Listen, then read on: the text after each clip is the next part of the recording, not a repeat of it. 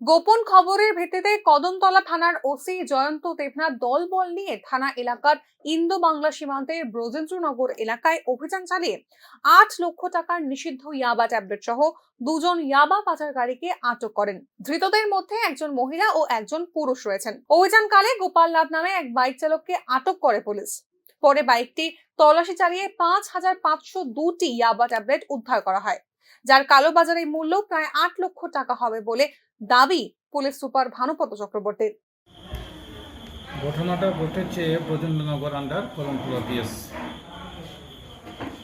Quantity হলো 5,502টা ইয়াবা tablet.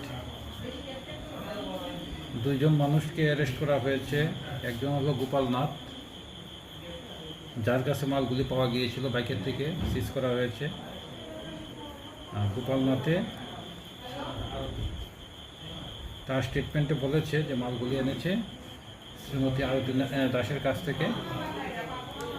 আরতি দাসকেও arrest করা হয়েছে। ওদের বাড়ি কোথায় স্যার? সবাই বাড়ি ব্রজেন্দ্রনগর। কত টাকা মানে এক একটা ট্যাবলেট প্রায় 500 টাকার মতো বিক্রি হয়।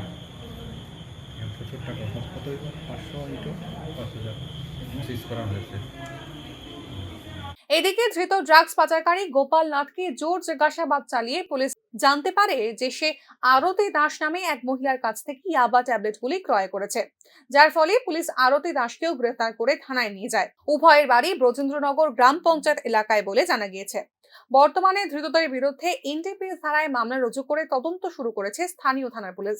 বর্তমানে বাইক সহ ধৃতরা কদমতলা থানার হেফাজতে রয়েছেন। ধৃতদের বৃহস্পতিবার ধর্মনগর জেলা ও দায়রা আদালতে সোপর্দ করা হবে বলে জানা গিয়েছে। ধর্মনগর থেকে কিশোর রঞ্জন হরের রিপোর্ট, নিউজ নাও।